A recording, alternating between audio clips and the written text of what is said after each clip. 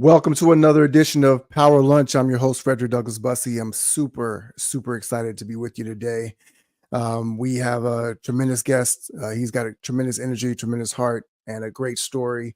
He's doing some incredible things, and I think you're going to really enjoy the experience that we're going to have in this conversation today. For those of you who are joining us for the first time, make sure that you like and subscribe to us on YouTube. If you are not sure what this show is all about, we are all about helping and empowering entrepreneurs to be able to accomplish their goals, to crush their dreams, to be able to do the things they all want to be able to do.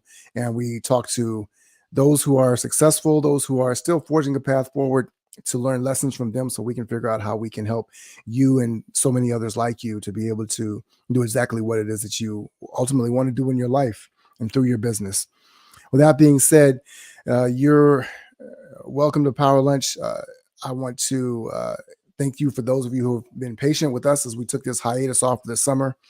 We are kind of getting back into it, got some great and amazing guest lines up for you, and I can't wait for you to be able to hear those conversations as well.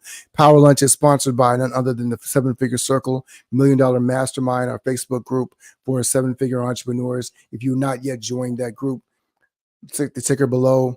The link is in the description. Click that link and apply to join. We have some amazing content in there, master classes, trainings, and other resources to be able to support you in your journey going forward. So we're super excited about that as well. Also, for those of you who are familiar with me, you know that Power Lunch is sponsored by my book, Breaking Orbit, Rip Out of the Regular by Unearthing the Power Within. It's available on Amazon now for those of you who are high performers, high achievers, and want to know how to step into your superpower to be able to level up. There's some things in there that we talk about that no one's talking about, that no one teaches you how to discover what's special about you and how you can lean into that to become a singular entity in this universe. So join and get your edition of Breaking Orbit, Rip Out of the Regular by Unearthing the Power Within. Join, go over to Amazon, hop on over there and grab your copy today. That being said, I can't wait to start this conversation. So Power Lunch starts now.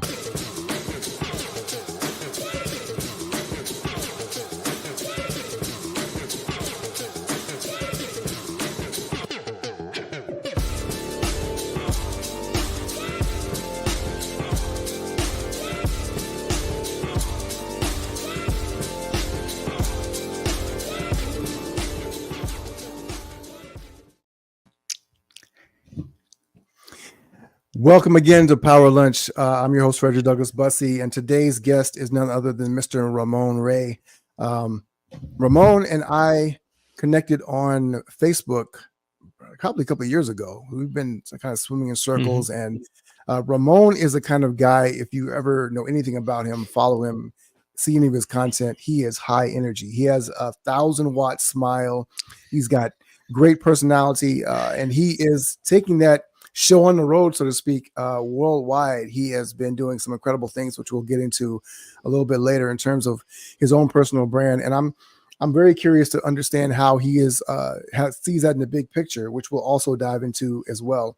So I want to make sure we do him justice, and I'm not going to bother with a bio intro, but I just want you to know that what I've observed from him, he has an amazing heart, and I've really been wanting to get him on the show for quite some time. He has graciously accepted. So welcome to the show, Mr. Ramon Ray. How are you, sir? Oh, Frederick, I'm great, man. I don't know if you know how, like, the first time you've been on an Oprah Winfrey show or something, which I have not been, and you're like, oh my God, I made it. Honestly, not gassing you, I feel that way with you. I've watched you. I see what you do. I see your growth, and I'm like, what? Frederick and team want to have me on their show? So I feel like I made it to the big leagues, and I do mean that. Thank you for having me, and I can't wait to pour into and mutually share with your community. It's great to be here, brother. Thank you so much. Well, I'm honored to say that because some of the stages that you've been on over the past several years, you shared some rooms with some incredible people, and I actually want to mine some of those lessons and experiences from you as well. But first, let's start from the beginning. Let's tell people a little bit about who you are and what you do. If I'm meeting you in a networking event, how do you describe yourself? How do you introduce yourself to others? Sure. One, Ramon is unapologetically positive. I love life and I love people. Professionally speaking, I'm the founder of zoneofgenius.com, which is a publication all about helping coaches, authors, speakers, consultants, and others live their best life. Zoneofgenius.com. Two, we teach personal branding at celebrityceo.com. And in the past, I've started 5 companies, sold 3 companies, not Jeff Bezos, some billion-dollar exit. And some people say, Ramon, you don't have to say that, but I think context is important. You know, we read the front covers and see Zuckerberg. That's not me, but I'm proud of the niche publications I've built and sold. So I've done that. Worked at the United Nations for a period of time. This is going back to some history. Married for 30 years, have 2 adult kids. And that's a bit of, I left off my love, true love is speaking. I'm a motivational speaker and event host with large brands and large business events is what I do. And that's my passion, one of them. So is that helpful, Frederick? No, that's great. That's great. That's great context for where you are. Let's talk about where you started. Sure. Where were you born, and what was it like growing up for you as a young Ramon? Yeah, I don't know if you ever been inside of a milk bowl and they dropped a raisin inside of it, but it was all good. So I was born in the Midwest, is my point, in the state of Ohio. Small little hick town, as it were, kind of out of Amish country-ish in Ohio. And my best friend, his name was Tommy Johnson, by the way. He's now a weatherman or whatever you call weather person in somewhere in Nashville. But that's how I grew up, small little Midwest town. When I was about 10 years old, my parents were called to full-time ministry in church. And so I traveled around a bit. You know, when you're young, you kind of pulled by the ear, go and come where your parents tell you, right? But then after a while, I settled in the New York area, and I've been here for many, many years in the New York area, worked at the United Nations for a period of time till I was fired from there for being an entrepreneur. And that thrust me into full-time entrepreneurship. So Midwest, Brooklyn boy, now New Jersey, married 30 years. And this is my world. I guess they call me a creator. I don't like the word, but kind of similar to you, making content, building content, and serving a community of people. So let's talk a little bit about that upbringing. It's funny because I'm also, my parents were ministers. My father was a minister for 35 years. So yeah, we grew up in the South. So I kind of understand that cultural dichotomy, if you will. Mm-hmm. For you, being from a small town as you were, but your parents were in ministry, how do you feel like that laid the foundation for a lot of what you do today? Sure. I think 2 things are interesting. One, the small town part. Me and my wife, we're very active in our church. We go to an annual church convention. And she reminds me, I'm a Brooklyn girl. Don't forget that, in a loving way. So one day we're like in Pennsylvania, man. You can see 2 cows over there. I leave the doors open, leave the keys in the car, taking the luggage. She has a heart attack. So as an example, it's funny. One lesson learned for others, you know, our childhoods do set us up for who we are today, for good or for bad. I still have that imprint in me, that Ohio country, leave your front doors unlocked. Hey, neighbor. No, she was brought up in the hood. I mean, you know, like Gangsterville. So, but 2 different ways of life. And that's, I think, how we've had a successful marriage. You have to learn to respect each other. So that's one thing. And then, of course, being a son of a preacher's kid, those morals, I don't know how your parents were, but, you know, others can and you cannot. That's kind of how I grew up for a period of my life. So in a good way, I think it kept me on the straight and narrow in some respects. So I hope that helped answer that question. Yeah, I think so too. Being in small towns, I know for me personally, so I have 3 siblings, 2 brothers and a sister, and some of the churches were so small, we were the church choir, right? So my mom is. I've been there. So I got a lot of my speaking experience from just having to be upfront and contribute in that way. Do you feel that one, you're having your parents that were upfront ministering was impactful in terms of your ability to speak, and then 2, the ability to travel around and being in diverse settings, how did that impact you as well? And how does it translate in terms of a skill set that's maybe served you well in being an entrepreneur?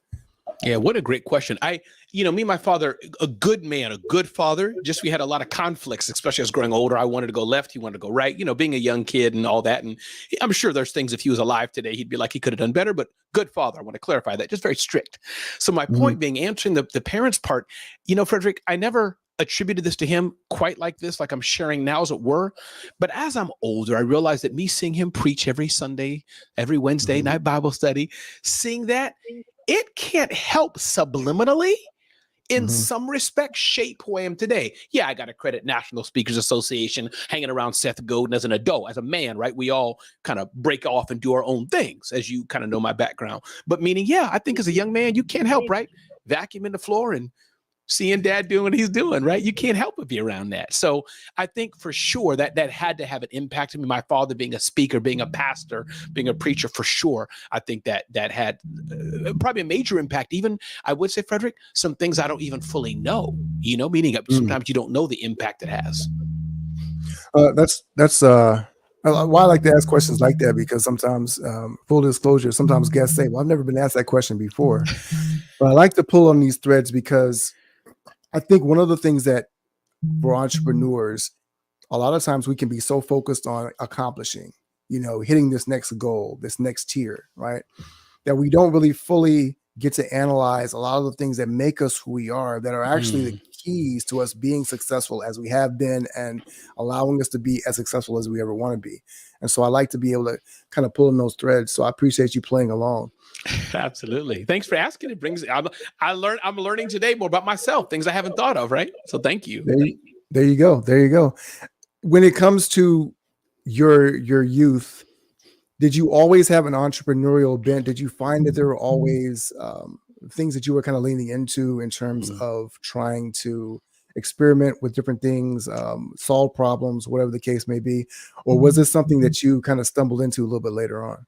Yeah, absolutely. I think I was always an explorer, Frederick. I can remember always Mhm. tinkering around the house. It's not quite entrepreneurship, but again, I may start crying. You call you like an Oprah moment or something. You causing me to think about some things, But putting together a shortwave radio. And anybody know Radio Shack? If you're hearing this, put Radio Shack in the chat or wherever this is going to be at. I'm curious Yeah. who knows Radio Shack and things. Little bit dated, but the little spring wire. So a tinkerer. I had that in me, and today I'm still to that. I'm very proud of myself, Frederick. I'll confess to you, I for the first time installed a Amazon Echo fancy thermostat in my home. I did it myself. Take out the old one, put the wires in. I'm like, oh, I did it. So always been a tinkerer, I think, for sure. As a young person exploring, and as I Mhm. got older, I believe it served me well, taking risk. I remember doing my first big event, one of the businesses I sold, called the Small Business Summit. I put my credit card on the line. Not sure if that's the way to do it, meaning teaching it. You want to be financially frugal or whatever it was. I know you teach these things, but the point is I'm saying, took my credit card, went to the hotel. I made a bet on myself. Lo and behold, 15 events later, we did event after event after event with hundreds of people. And then I sold it. So point being, you never know those things as an adult, things you do, but those things as a child would still shape what you do. So yeah. So how old were you when you started that business? So I recall my first domain name, I'll answer it a different way, was smallbiztechnology.com. And that's another blog I sold. I bought that domain in April 1999. So if helpful, so I'm 50. Just to give you a context. So I started my world in the age of AOL diskettes. Some may know it, some may not, but AOL, Prodigy, CompuServe, OGs will kind of know back when modems were still,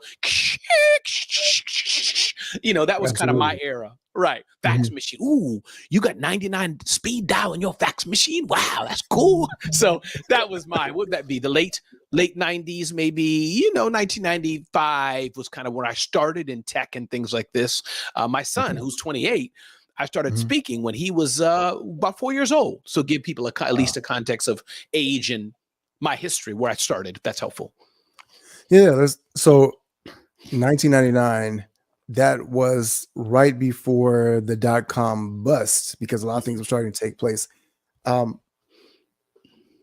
you talk a little bit about, because I'll go back in a second, but Please. just talk about how different the world is now than it was then, because around the .com era, it felt like tech was going to be this huge thing. And then when it burst, I think there was a lot of deflation around it. Can you talk a little bit about some of the things that you learned in the 20 plus years, that was almost 25 years now, since that era, and some of the things that you see that are similar, and maybe some things that you see that are different? Yeah. There was a large period of time, Frederick, and again, I'm younger than some, excuse me, older than others, where the Mhm. in-person networking, taking one strand, was very Right. helpful. The phone call was helpful. You flew to the Inc. 500 event. You try to show up, meet the sponsor. You flew to the on-shoot. You flew to the events. And that was my word. You flew to South by Southwest. It still is a big deal. Mm. But in fairness, Frederick's doing events. Everybody's doing events now, right? So I think there was a time period where the in-person events, only big brands had online streaming. Really? I mean, only big brands Right. had that. So that's where I kind of grew up in. The business card is important. Let me call them. Let me fly and meet them. Take a train, meet you. Let's do lunch. Years later now, I don't think you and I have met in person. We're here doing something. For all I know, we could do business together next year, still never having met in person. So I think moving forward, the iPhone coming out, apps coming out, social connectivity, moving. Wi-Fi was a big moment. I remember when Intel, Wi-Fi was big. So now we've transitioned that. It's totally information economy. We're all interconnected. We're all at the speed of light. Now it's just showing up your personal brand. Gary Vaynerchuk, right? So we're fighting for attention. And who do Mhm. you align with? There's people who align because you've proven it with Frederick, what he's doing. Your book is out, all these amazing things who learned from you. And that's how it should be. So I think that's where we're in, Seth Godin. What hasn't changed, Frederick, I think still building communities. I vibe with people.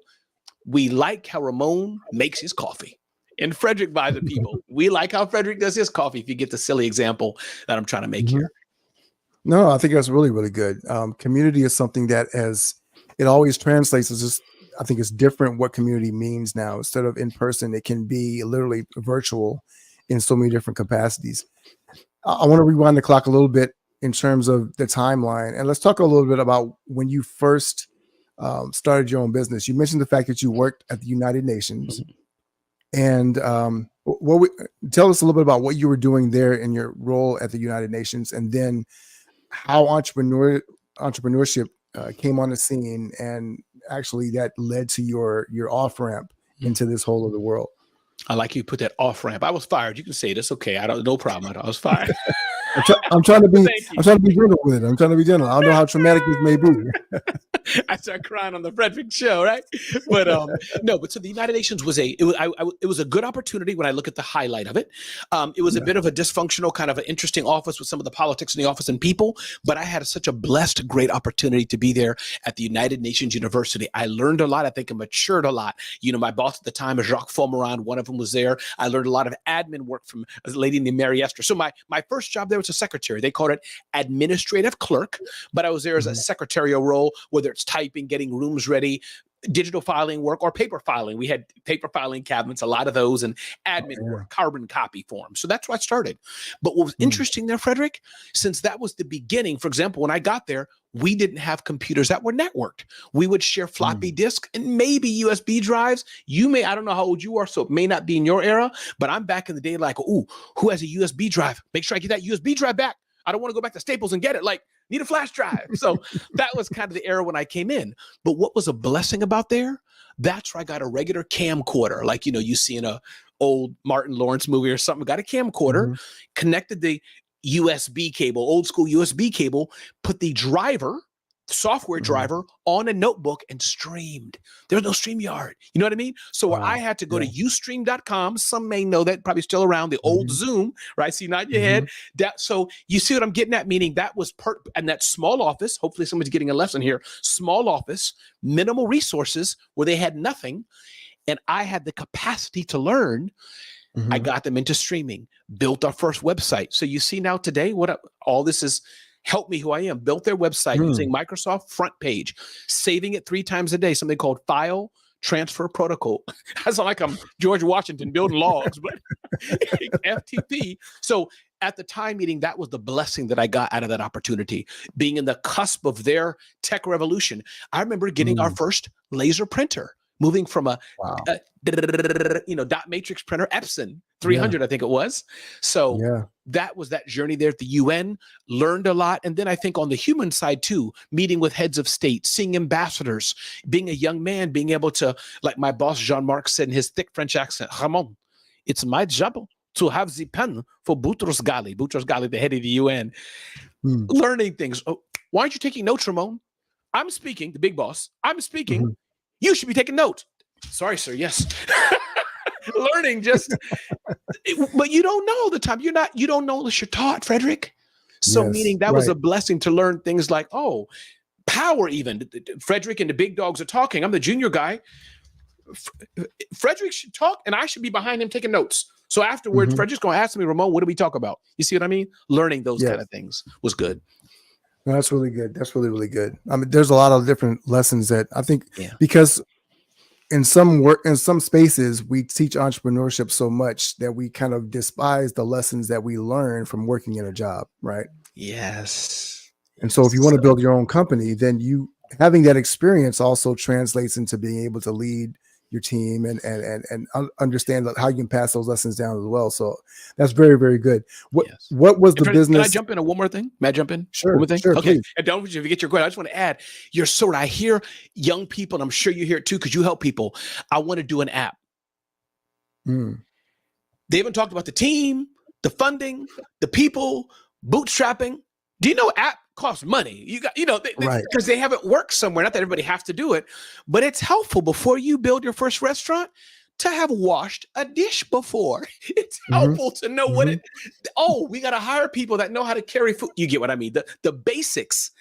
Nothing better than working a little bit, interning for Frederick. Before you want to build a media company, do you know how to put cameras together? Right. So you get my Right. point. Please continue. I just wanted to share that. It's so helpful. No, I think you make a great point because the foundational blocks are the things that actually help the business to be able to grow. A lot of people now you want to just plug in AI to whatever it is, and it's like, but you need people that are actually going to be on the other end of that. People who understand why AI is important, That's right. why these tasks are important. Because just because you can do it doesn't mean you should do it, and just because you could do it doesn't mean that it's helpful in terms of where you want to be able to grow. So I think you make great point on that regard. When it came to the UN, you launched your business while you were working there. Tell us a little bit about what that was. What was the inspiration for it? And why'd you get fired? Yeah, I love it. Now, would you say, well, I made my exit or something? You said it's a nicer way. Right. All right.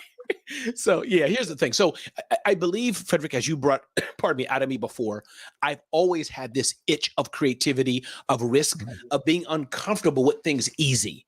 So I'm guessing as I'm talking to you, I'm unpacking my own story, even though I've been doing this for years, right? I think that itch was always there. So that's why I loved at the UN, just starting out an office that had nothing, that fired me up. But I still had the itch for more. I was reading Inc. magazine. That was my Bible, man. Reading Black Enterprise, reading Entrepreneur, reading the magazines of the day that now are all online. But that was PC magazine, right? That thing was like as big as a Mack truck. Reading that, all the little, interviews of, I don't know which microphone to get. So my point being, I started Family Computer Consulting Services at the UN, went down to Minuteman printing press. Some may have it in your neighborhood. I think they have an orange logo or something. You go there with your little file, right? And some guy back there types it up in a word processor and is this what you want? And shows you some color swab. Now it's all online. We got Canva, we got Vistaprint, right? Or whoever, 99 Designs. But then you went to a print shop, got some ugly little business cards printed. That was my first venture. And I remember one of my first clients was UN Security. Went to his house. He needed a modem put into his computer. He bought one, didn't come with one. I bought it for him, came in there. Frederick, the dude is like 8 million feet tall, makes the rock look tiny. I couldn't get the modem out of his computer, man. I fried it, busted it in front of him. I felt like, as I'm saying, wasn't really, but I felt like it was Dwayne Johnson behind me. And I'm trying to pull this modem out. Psst. I saw the Steve, but I grew that, meaning what to do. So my point is that was one of my first companies just doing kind of tech. Now we don't think about it so much. Computers are much faster, better, last longer. But back in the day, do you want to get more memory, change the chips out? Do you want to get a bigger hard drive? Things like that. So that's where I started. Then that company I dissolved. And then that led me to start a few other things while I was there in event business. Another tip for people hiring a virtual assistant. She was in New York, but kind of an assistant, I would call her. Hey, listen, I'm still at work. I got an event I'm doing at the Samsung Center. Those who know New York, AOL, Columbus Circle in New York City, I would do events there. She would go ahead of time, cater the food, bring it. I'd rush for my day job, lead a panel with sponsors paying me. Nobody knew. And so I got fired because of that. I had permission at the time to have my own business. The UN, like any type of quasi-government job, has strict rules against it. Frederick, somebody was jealous of me. They made a big stink. Oh, look at him. And they made a big stink. The permission was revoked. But brother, I had the taste of entrepreneurship already. I had the taste of it in my mouth. So I didn't stop. And next thing I know, I get a letter saying, Ramon, your contract's not going to be renewed. And I was out of a job. Wow. So you made a pivot because you were doing the tech stuff, and you decided to do events. What was the catalyst that made the brainchild that said, you know what, let's do this over here? Because doing events is a very different thing than doing tech, right? One is almost more introverted, and clearly you seem to be much more of an extroverted personality. It seems like a better fit. But what was the brainchild that kind of led you to say, let me do this thing over here? Yeah.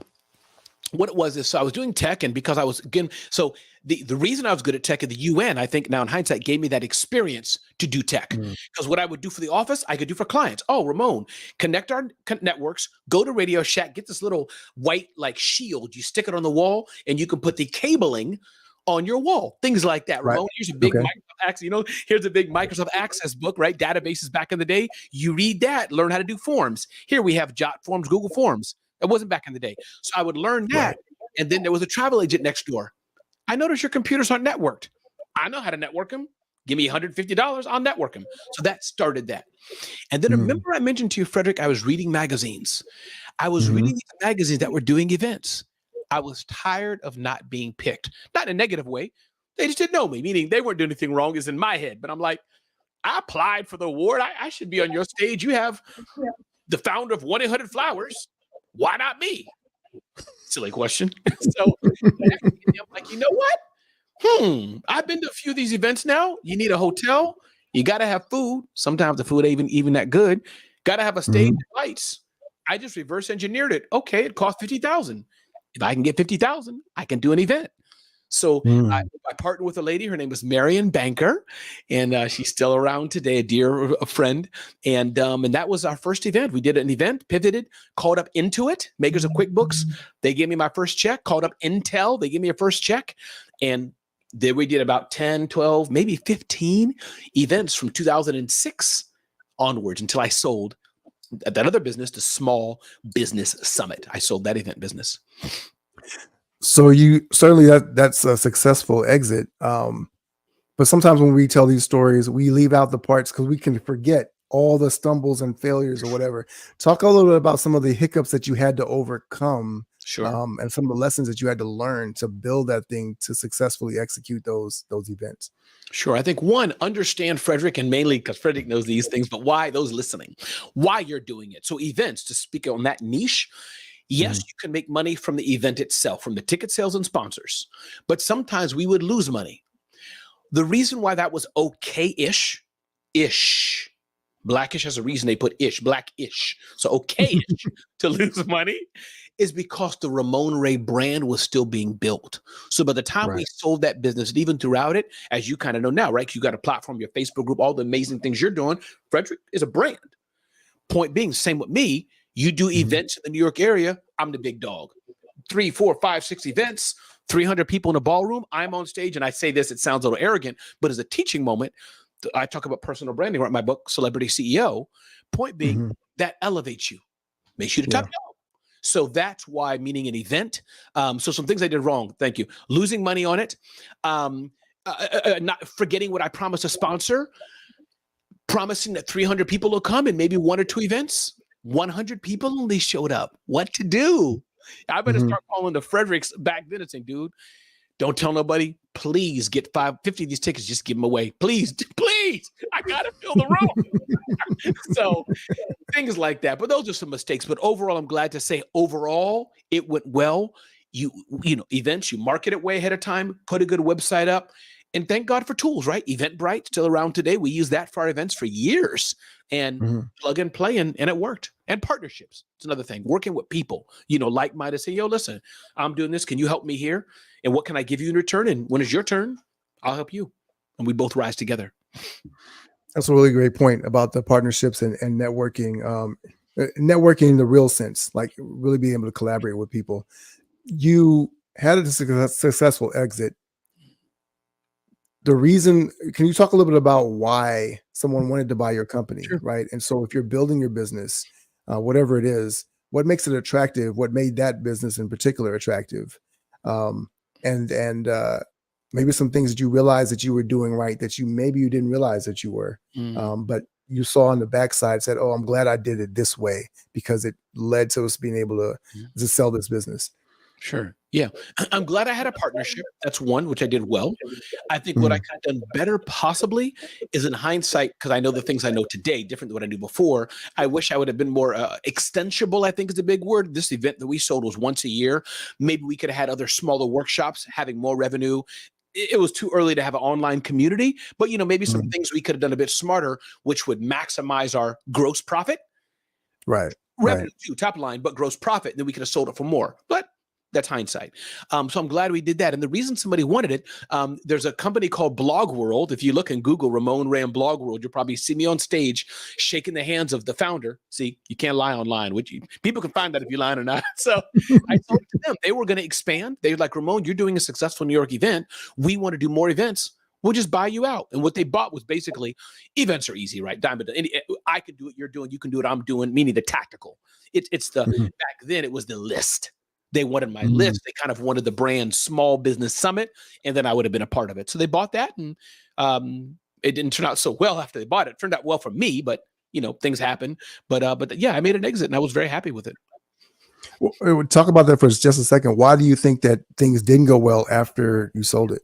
Yeah, they I think one, sometimes we may forget the mojo factor of certain things. There's mojo, Mhm. like the vibe. Frederick's got his red chair, how he rolls it. So somebody buys it, and Becky goes in that chair, and her chair's black, not red, and it's not Frederick vibe anymore. So not that it can't work. Right, But meaning, so right. that's one. And then I think they just had some, business. They had some issues internally that they weren't able to scale it and grow it like they could have maybe. So, but good people, they're great people.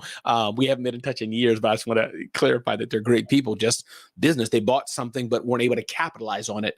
I think if they thought they could. So that's a lesson there. I think you talked to entrepreneurs, so I'm happy to ride that. Yeah, if you buy something, make sure that you think through what are we going to do with this asset. Run through the pros and cons before you as you buy an asset. So from that business, you pivoted to another one, Mhm. a series of other businesses. Talk a little bit about that journey and that pivot. How did you decide what you wanted to do next? And you were able to have some successful exits after that. So talk a little bit about that part of the journey as well. Sure. Taking lessons that you learned from your first exit and applying it to the next thing. Sure. And somewhere at the same time, so I'll just recap. So I started Family Computer Consulting Services, Small Business Summit, smallbiztechnology.com, Smart Hustle. Today I own zoneofgenius.com, Celebrity CEO. And some of these are same company, different brands, but for ease of purpose, I call them as companies. And then the ones I sold, and I'll answer your question, were smallbiztechnology.com. I sold that last summer to Zen Business. If you go there now, you'll see their name all over it, Zen Business. That was Smart Hustle. I sold Smart Hustle to Zen Business. Then I sold Mhm. smallbiztechnology.com to a fellow creator. And then, as I said just now, I sold the Small Business Summit. So I think the lessons learned, I think I'm happy of all the exits I had. And some of the numbers were different. Some of the numbers were lower. Some of the numbers were different. But I'm happy that I did it because it's proven to me each time. And for me, Frederick, I think the biggest lesson is I'm learning each time. And when Mhm. I sell my next one or two businesses, because I'm on track to do that, I'm going to do it a lot smarter, a lot smarter. And full disclosure for those listening, I'm not the numbers guy. I sit at Frederick's knees, as it were, and learn from him. He talks about exits and the numbers and things he talks about. I know it clearly. I've sold businesses, but it's not my strength. I'll tell you what I'm Mhm. reading now. I'll tell you what I get excited. Traffic by Ben Smith, how they created Mhm. BuzzFeed and Huffington Post. I'm a content guy. That's what I read, the history of how BuzzFeed was created, how Cheddar was created. That's where I'm going. I like to build niche blogs. So Okay. that's my specialty. But I think what I would do, what I'm learning from that, I think is that know really what the person buying wants and go Mhm. deep on that. Let's say Frederick's buying, and I'll take it to something else. Frederick's buying my pool cleaning company. Take it something beyond content because it works for anything. Frederick's bought a pool cleaning company. Oh, Frederick, we made $3 million this year, man. Profitability of 500,000. You should buy it for 10 million. How many you got on your email list? Oh, we got 2. All the numbers add up, let's say, but he really wants my email list. See, Right. so I should have. I got to think, and everything's not perfect, but now I know. Oh, I could. These three people I'm looking at to buy it, and they want my email list. I need to start building my email list. Not that the revenue is not important; it's kind of silly, but that's I think the biggest thing I'm learning. What are the metrics that your buyer wants? You now need to reverse engineer and do that. So as I build more publications, traffic, email list, social following, engagement rate, there could be a number of metrics, and I got to understand what that asset is that I'm selling to them. I have a question just on a technical aspect of that. When you sell the list, you literally sell the list. You don't have access to it anymore. I have access to it. So it depends on the deal. In the case of one of the deals I did, they said very openly, you can keep it. So what we did is I gave that to them. They can use it. And then I said, hey, listen, this is Ramon. I've sold this asset. They have it all open and permission. And then, but you still want to hear from me because it was a little personal. So they still wanted to hear from me. But sometimes you can't use it. But I think depending on what's the company want? The thing they really wanted from one of the assets, they wanted the traffic. And they wanted the articles I had written, 10,000 articles. That's what they wanted. And they were very clear. They said, we want your 10,000 articles. We have an SEO team that's going to skyrocket this. And they're doing it. I see my own content that was like here a year ago is like here now. And their name is all over it. So if that's helpful, that's for the list. But they may want to buy it for the list, for online sites. May want it for the traffic. They may want it for the relationships. And many sites may not be making money directly. Few are going to say, I have millions of followers. We're getting 10 million a month on ad traffic. That's a whole nother ball game. But there could be the domain that has domain authority, which is valuable. Things like that. Right. No, it makes perfect sense. I love how you're breaking that apart because a lot of times people think that there's one thing that's valuable and they don't. There's all these other assets that they may have that if they just leaned into it or understood how to optimize it, shine it up, whatever the case may be, they could really make a lot more money from it, either on an exit or even inside the business as they're running it. You talked about niches. And you've heard the saying, niches, the riches are in the niches. You like building niche blogs. Talk a little bit about why you do that versus where someone else says, I want to build a Huffington Post, or I want to build this very broad company that can attract a lot of traffic. You're focusing on a niche. What is the sauce that you're kind of sprinkling on that, and why has that been such a focus for you? Sure. Let's take two examples, and these are not the metaphor won't translate exactly, but it'll be helpful. Netflix. We are serving all. I believe they're still losing money. Could be wrong. Don't quote me on that, but I believe they're still losing money, but making tons of it too. Cash flow, right? $1 trillion company. What do they call it? FANG, right? Facebook, Amazon, Netflix, Google. Right. It's a big company. Broad takes gazillions of dollars. Think of Tyler Perry. Not today, but how he kind of was before. Black folk, humor, 80% women, guys with six packs that they probably photoshopped from me. I said the joke.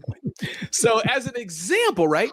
He went niche, black folk, comedy. Now he's getting into other things, but if that's helpful, that's $1 billion example. So I think of what everybody's doing. If I want zoneofgenius.com, the company I currently am building a startup phase, I thought about it, Frederick, to be the site for personal development, looking at Mind Valley, some other personal development.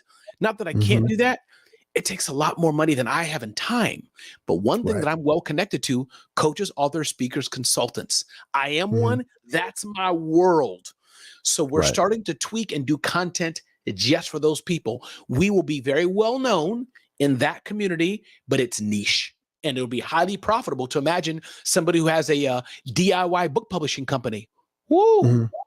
I tell them the Zone of Genius has 50,000 views a month, which is small for some, but 50,000, 100,000 views per month to a DIY book publisher, like a self-publisher, done.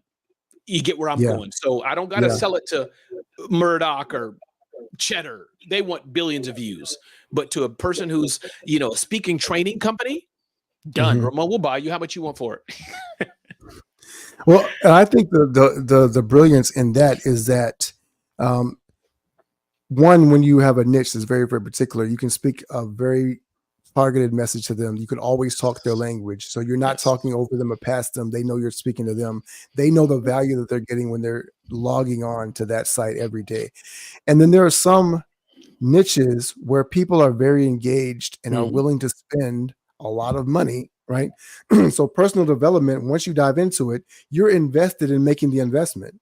And so Yes. if they believe in what you're selling, they'll buy whatever you're selling, right? And so that is a very valuable audience to have. If my audience is 100 people, but 95 of them are billionaires, right? How much is that very small contact That's list right. worth, right? So Hey guys, we only have 7 houses. They're only worth 50 million each. So they by the time you finish out of your mouth, your list of 100 have bought the 7 houses. Done. I mean, we're teasing here, but that's the point you're making, right? That's it. yeah, it's not just what you're selling, it's who you're selling it to, Right. and what you get out of it. So I think that's really brilliant. I think thanks for sharing that point. Mm-hmm. You have so many different lessons that you're learning and things that you're doing in so many different spaces. I want to talk a little bit about what you're personally doing in terms of your personal brand. Absolutely. You've been hosting a lot of these really big events around the world, really, right? Talk a little bit about what that process has been like in terms of you, Ramon, the event host and the speaker.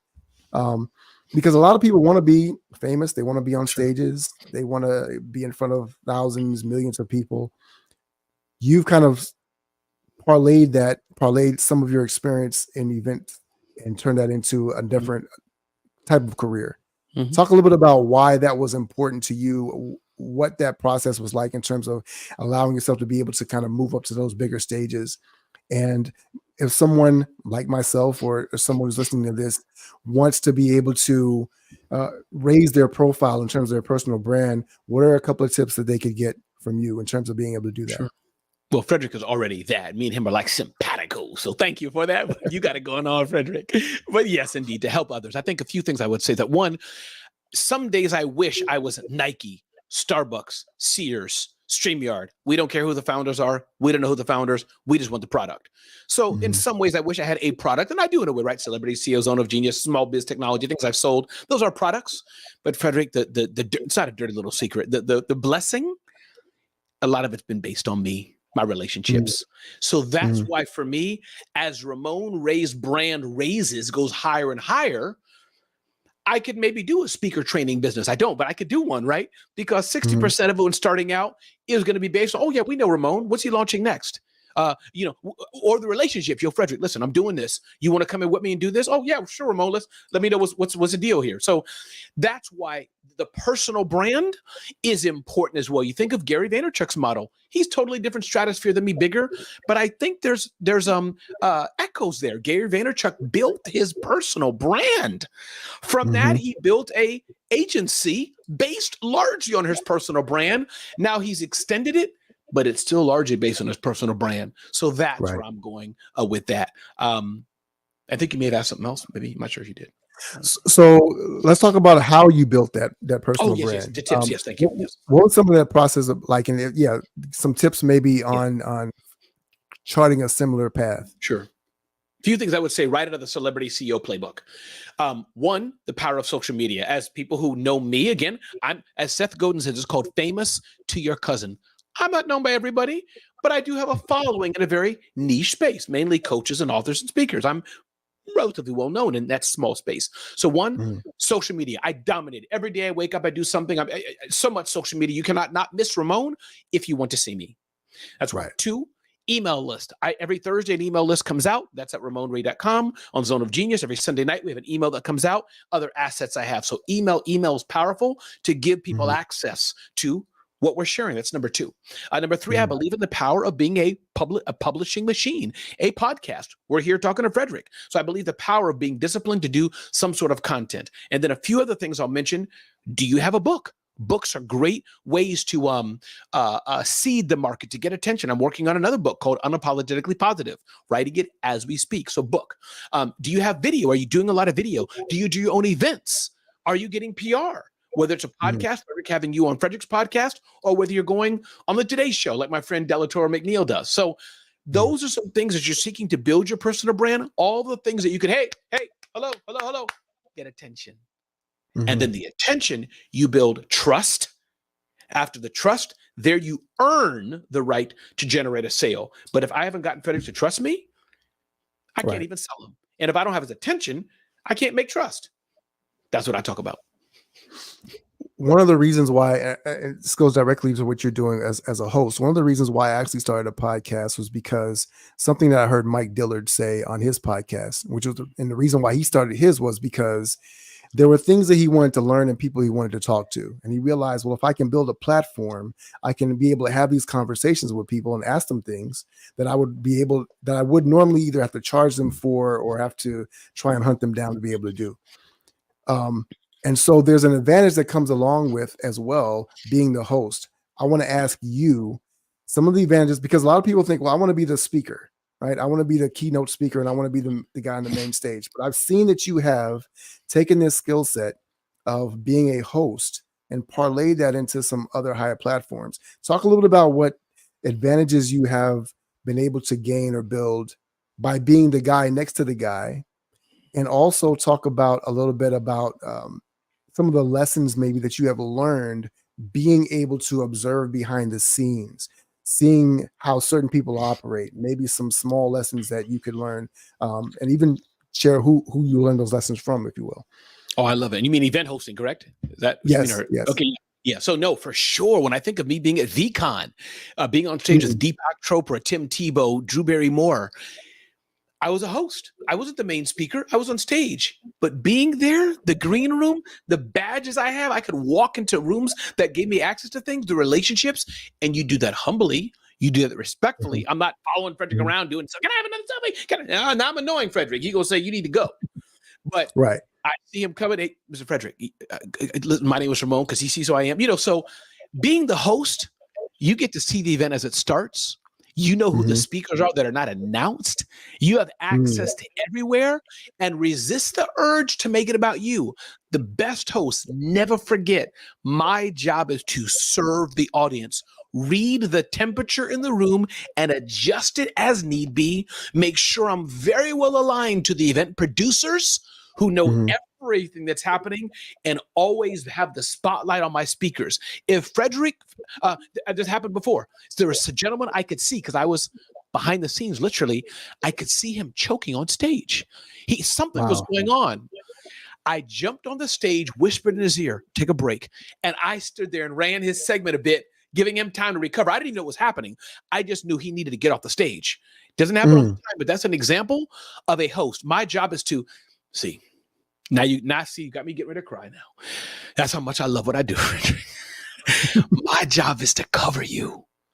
Talking about hosting in particular, my job is to take it to be the dove whose wings are on you. Sounds weird, but that's what a good host does. And that's how serious I take my job as the host. Speaker, which I can do too, different part of my brain. But as a host, I'm watching. Wait a minute, Freddie's shoes untied. Wait a minute, Freddie's running a bit late. Or wait a minute, let me boost him up. Everybody get on your feet. Get on your feet. Frederick Boosie is coming. That's my job. I hope that was helpful. Not too much, but woo, I love hosting. No, this is why I wanted to have you come on, because there's something that you consistently talk about this in your content, especially in your Facebook posts. You talk about the fact that, the host job is XYZ, right? And you care. It matters to you. It's not your event necessarily, but it matters to you that the event is successful.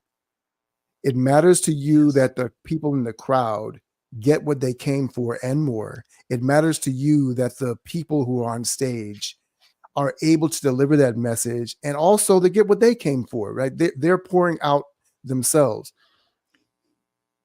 I want to give you the opportunity. Why does this matter to you though? Because not everybody, for some people, it's going to be very transactional, like you said, making it about themselves. What is the difference for you, and why does it matter? Wow. I have to think about that. I believe, Frederick, that for whatever reason, God has made us all specially, uniquely different.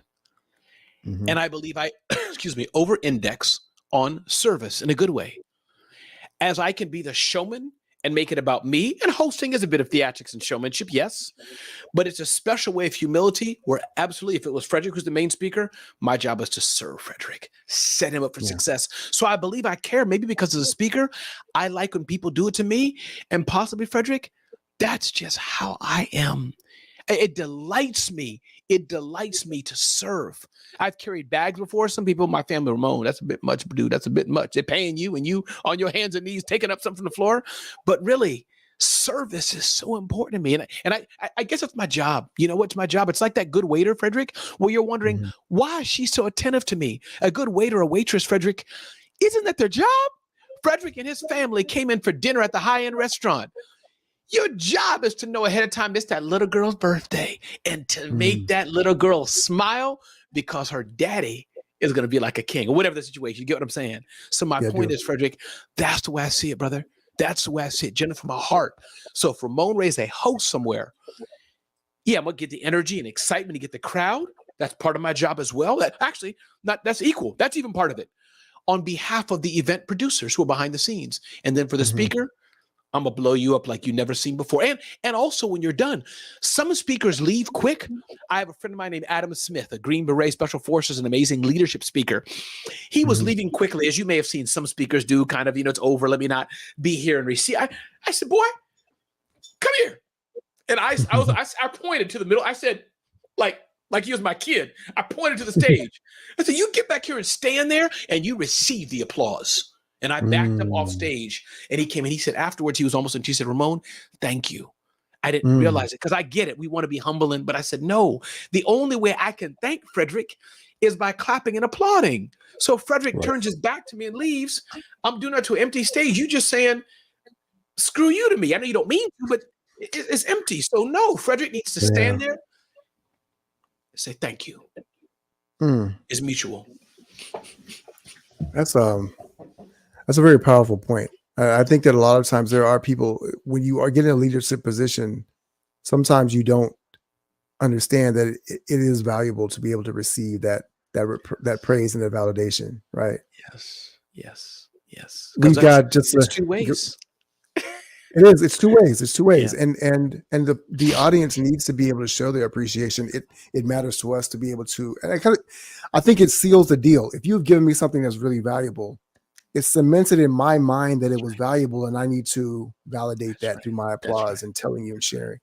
That's right. We got a couple of minutes left. I wanted to talk about something that I don't often get to talk about, but you're successful in many different ways. And you talked about one of those ways at the beginning. You've been married for 30 years. What has been one of the secrets for you in having a successful long-running marriage? We know that 50% of marriages end in divorce.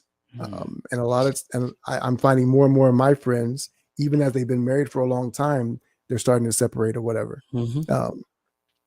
What has been one of the catalysts for you to be able to remain married as a man, an entrepreneur, as a father? You've raised children. Kind of share a little bit of the gems that you've learned in those 30 years. Sure. Thank you for asking the question. I think that one, I definitely don't throw rocks on anyone because I know it's but by God's grace. I'm a man like anybody else with lusts and issues and all kinds of things like any other man or relationship. So I want to be full clear in that. But if it's helpful, some things that may help others. One, I do want to be married. I find, Frederick, that many dudes, if you don't want the woman you're with or don't want to be married, you can go to the marriage counseling. I'm sitting here. You love your wife, wash the dishes. You don't want her. Not even that you want somebody else. You just don't like her. So I want my wife. I do love my wife. I love her. Number two, I have to give credit again. Those who don't believe this, that's for you. But I am a Christian. I'm a person of deep faith, and I have to credit God. Even though Christians 50% divorce rate too, probably God rules my life. So it's not just about my wife. It's Him giving me that strength. That's number two or number one. Third thing, we work on it. We work on it. We fight. We scream like anybody else. Trust me, my wife remind me, dude, I'm from Brooklyn. Don't forget it, boy. In love, So we can go to town, but we want to stay married and work it out. Also, I think even if I didn't love her, let's say I didn't, we built all this together. What a waste it would be to break up. We got family and my kids, and it's just a mess. So I think the number one thing besides God, which is I attribute, is I want to be married. I think that's the number one thing, Frederick, and I love my wife. Is she a perfect woman? No. But I love her because many friends I know, you talk to them kind of like, yo, dude, you love your wife? I'm like, what? You see what I did in my face? So those are a few things I say, but I think, listen, marriage is not easy. Oh, other thing that will help. I'll give a shout out. Mark Gunger, M-A-R-K Gunger. Just Google him and look at the 3-hour YouTube video called The Tale of Two Brains. Tell you about how women think and men think. Men, I know you think your lady's cray-cray. She's not. She's just a woman. Ladies, I know you think your man is just something wrong with the brother. Trust me, nothing's wrong with him. You just need to understand us. So I say it in a joking way, but I think get counseling as well. Talk to others, get help. And if you want to be married, understand your spouse. And that's some of the recipe for success. I think that's really, really great advice. Thanks for dropping that video. I'm going to check that out. I haven't seen that video before. Yeah, it's nice. In the closing seconds, I want to give you the opportunity to kind of share what you're up to now. Where can people find you if they want to connect with you, if they want to learn more about how they can get a dive into their personal development as a speaker, author, coach, consultant, and anything else you want to plug right now? It's your time. I appreciate it. Yeah, I just want to say, one, thank you, Frederick, for what you do and who you serve. Two, I want to encourage everybody, keep going. Keep going. Life is rough. You'll get punched in the face. You kick down, but keep going. And it's resources like Frederick provides that will be helpful for you. If I can serve anyone, listen, you can see me at ramonray.com. Got an email newsletter there. You're welcome to sign up for ramonray.com. If you want to check out what we're building, I talked about it. We're in startup mode, zoneofgenius.com, helping coaches, authors, consultants, speakers live their life successfully, to be a resource, a hub for all things coach, author, speaker, life, zoneofgenius.com. But Frederick, mainly, thank you for having me. And I can't wait to build more with you and connect more with you as we get to know each other better. So thank you. Absolutely. It's been such an honor, Ramon. It's been a great conversation. I love your energy. I love your heart, everything that you're doing. And I truly root for you. Every time you post another event, I think you're hosting, I'm excited for you. And I'm even more excited now that we've had a chance to have this conversation. So I'm excited for your success, man. Anything I can do to lift you up and support you, I'm always happy to do that as well. Okay. I appreciate it. Thanks to those of you who've been watching this edition, episode 88 of the Power Lunch podcast. Thank you for stopping by for a second, for a minute, or whatever. Feel free to like, share, subscribe. We're watching this on YouTube, Facebook, LinkedIn, wherever you may be. We just appreciate your support, and hopefully it's been valuable for you in the most powerful way, because this is the Power Lunch. I've been your host, Frederick Douglass Bussey. As always, ever forward.